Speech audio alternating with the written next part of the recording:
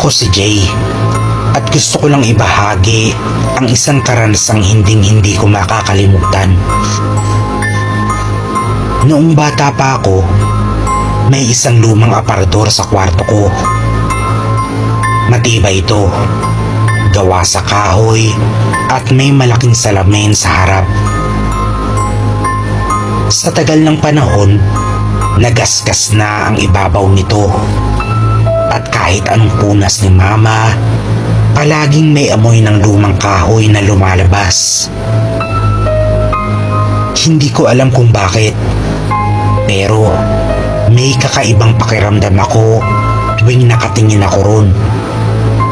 Parang may nagmamasid sa akin mula sa loob.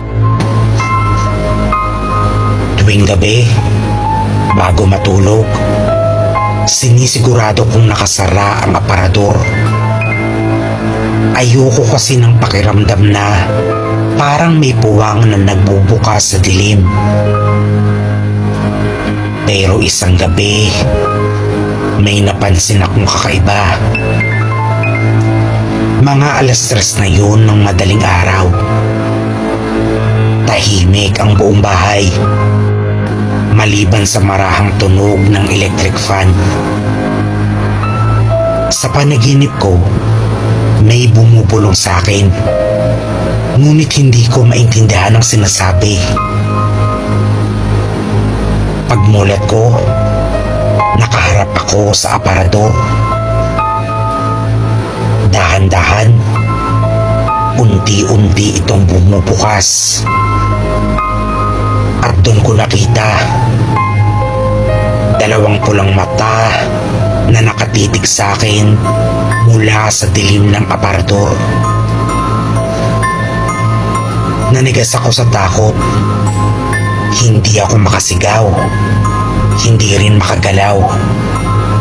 Pakiramdam ko, hinigop ng mga matang yun ang buong kaluluwa ko. Ramdam ko ang malamig na hangin na gumagapang sa balat ko. Kahit wala namang hangin sa loob ng kwarto. Sinubukan kong ipikit ang aking mga mata. Umaasang panaginip lang yun. Ngunit nang muli akong dumilat, mas lumapit pa ang mga mata. Hindi ko makita ang katawan ng nilalang. Tanging ang mapupulang mata lang sa madilim na loob ng aparador. Pagkatapos, may narinig akong pabulong na tinig. Mahina, putol-putol. Parang nagmumula sa lumang kahoy.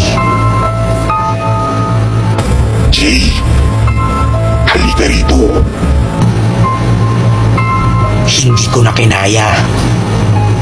Napasigaw ako ng malakas.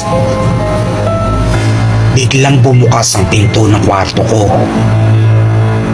Nandun si Mama.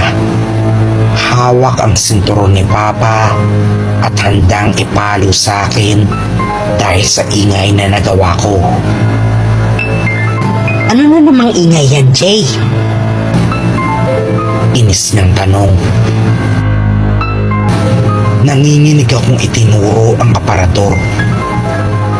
Pero nakasara na to. Wala na ang mga pulang mata. Wala rin siyang nakita. Pero alam kong hindi yun panaginip. Totoo ang nakita ko.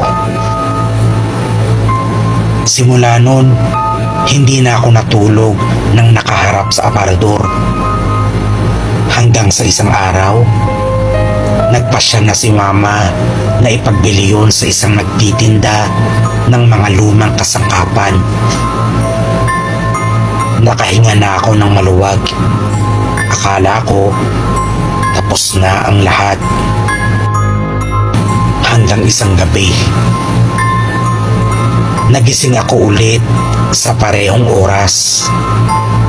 At sa sulok ng kwarto ko, kahit wala na ang aparador, nandoon pa rin ang dalawang pulang mata. nakatitig sa akin.